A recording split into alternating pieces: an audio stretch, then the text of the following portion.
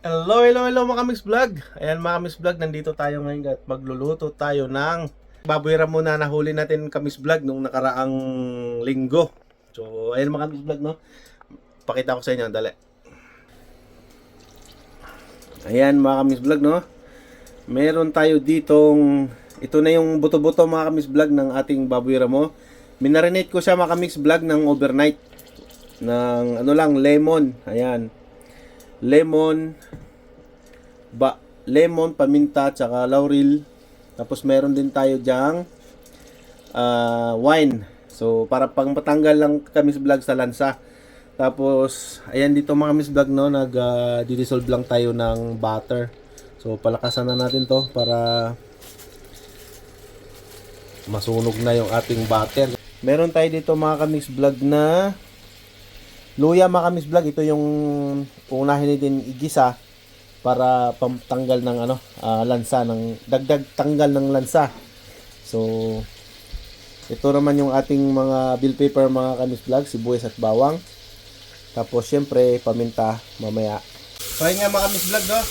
At nailagay na natin yung ating butter at na-dissolve na siya. So ngayon ay susunod natin mga Kamis Vlog ang ating luya. Kasi nga ito ay baboy ramo mga Kamis Vlog, kailangan natin ng luya. Antayin lang natin mag brown ng konti. Tapos isunod na rin natin mga Kamis Vlog yung ating bawang. Ayan mga Kamis Vlog, no? Sunod na natin yung ating bawang. Ayan. Antayin lang natin na mag golden brown din yung ating bawang para, kasi gusto ko mga Kamis Vlog pag golden brown na yung bawang, mas mabango. Ayan. Ayan, medyo okay na ito mga Kamis Vlog. Nga pala mga Kamis Vlog, isasabay ko na rin tong ating tatlong klaseng bell pepper para pero tatanggalin din natin ito mga Kamis Vlog, kasi para hindi siya hindi siya durog, kasi ipantatoppings lang natin sa mga Kamis Vlog mamaya. Saka dagdag aroma na rin mga Kamis Vlog sa ating niluluto. So ayan. Ayan, medyo nag-brown na at medyo sunog na yung ibang part ng bell pepper mga Kamis Vlog. Pwede na nating hanguin.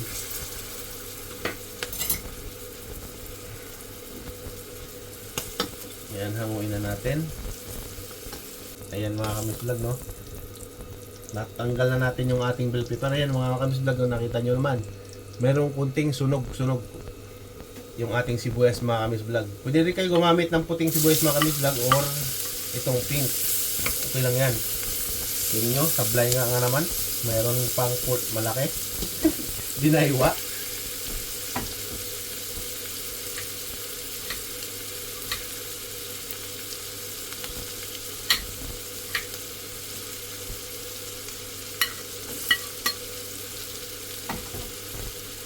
So ayan mga Kamis Vlog, no?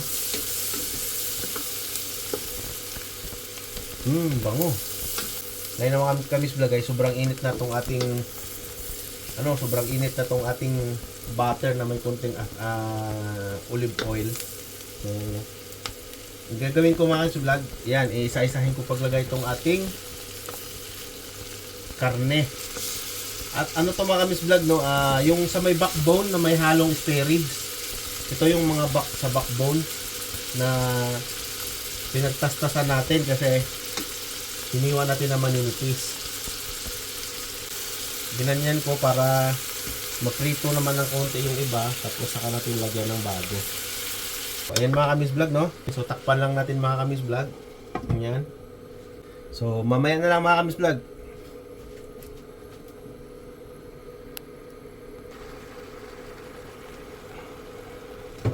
So ayan mga Kamis Vlog, no? Medyo na dry na yung ating sabaw. Ayan. Baka masunog. Ilagay na natin mga Kamis Vlog yung ating pinagmarinitan mga Kamis Vlog, no? Kasi may wine to mga Kamis Vlog, para makapag-evaporate din mga Kamis Vlog yung ating yung ating nilagay na wine. So hayain na lang natin dyan mga Kamis Vlog na lumambot, no? Tatakpan na lang natin ulit. So ay haluin ko muna pala. Yan, haluin lang natin ng konti mga Kamis Vlog. Ganito lang ng halo kasi hindi natin mahalo kasi mahirap haluin itong buto-buto. Nawawala sila sa ano. Pag hinalo mo, dumadami. Nawawala sila sa alignment. So, ayan mga Kamis Vlog, no? Ayan, kulong-kulo na. So, ilagay natin to mga Kamis Vlog sa medium heat. Ayan. Para lang lumambot yung ating karne mga Kamis Vlog, lagay natin sa 800. So, medium heat na yan mga Kamis Vlog. Hintayin na lang natin mga Kamis Vlog na lumambot. Ayan mga Kamis Vlog. So, mamaya-maya na lang ulit mga Kamis Vlog.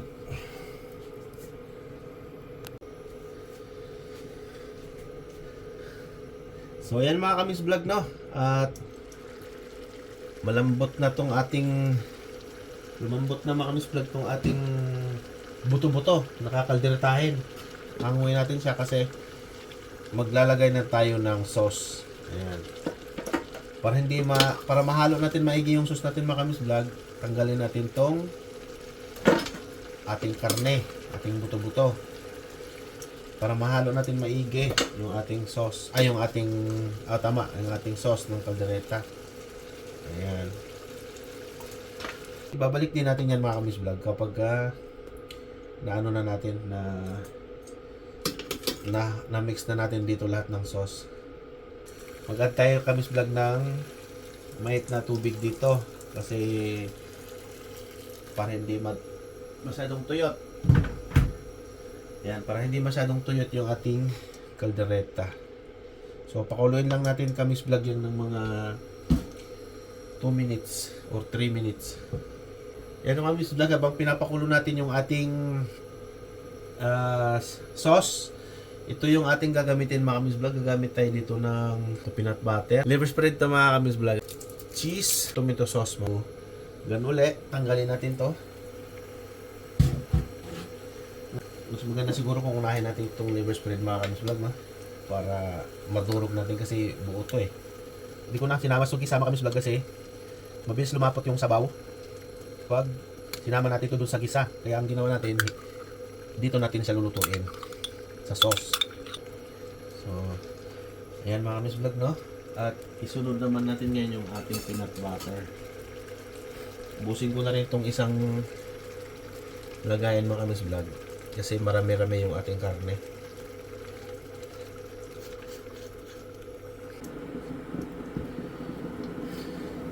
At lalagyan natin itong ating tomato sauce mga Kamis Vlog. Dalawa lang yung ating gagamitin. Ayan, lagay na natin yung ating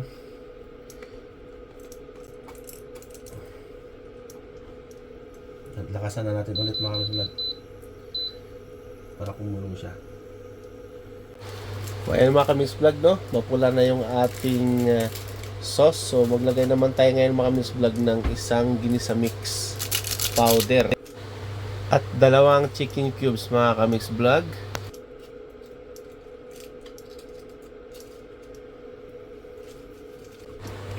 At isa't kalahating kutsara ng asukal mga Kamis Vlog, no? At panimbang lang sa lasa ng ating mga pinantimpla. Takpan lang natin saglit mga Kamis Vlog para mas mapakulo pa natin.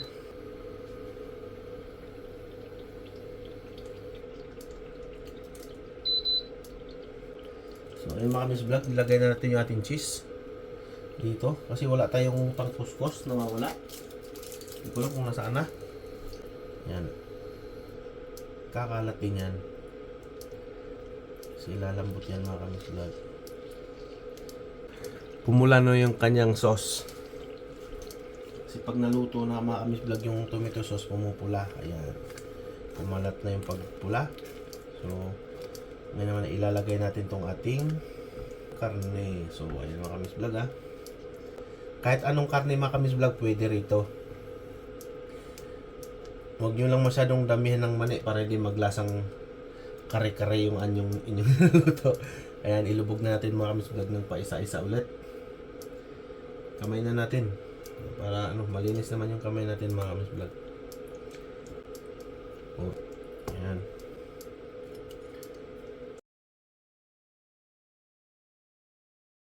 Lasa na to.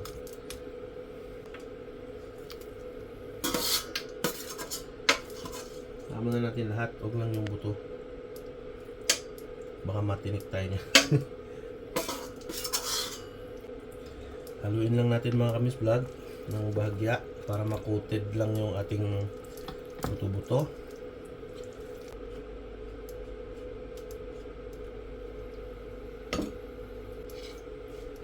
Tapos ilagay na natin mga kamis vlog yung ating ito.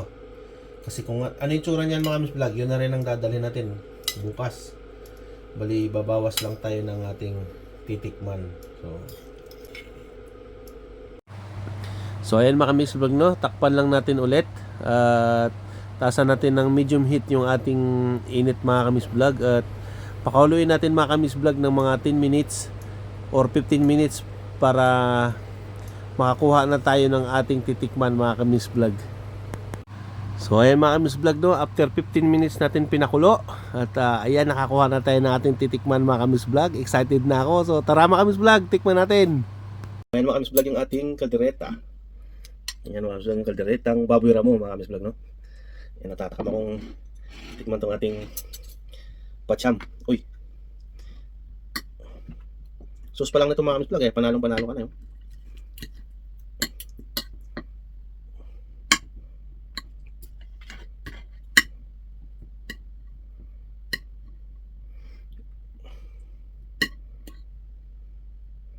Ayan mga kamis vlog, unang subo.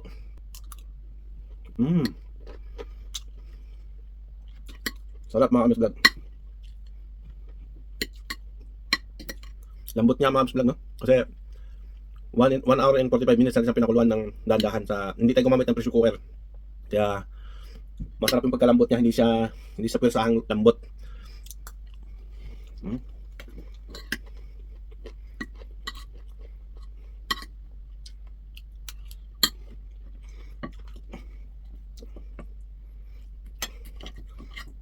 Kung gusto niyo gayahin mga kamis vlog nyo, hindi nyo kailangan gumamit kayo ng baboy ramo. Pwede na itong normal na baboy mga kamis vlog. Alam mo yung nag-agaw yung lasa ng peanut butter, yung mga sauce na, yung mga seasonings na nilagay natin. Tapos medyo may tamis-tamis siya na maalat-alat dahil gawa ng peanut butter. Ang sarap mga kamis vlog. Try nyo. Gigigil na ako dito ah.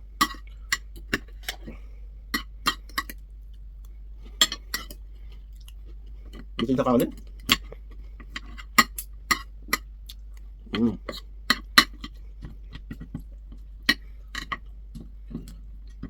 Hirap magtinidor. Kamayin ko na to.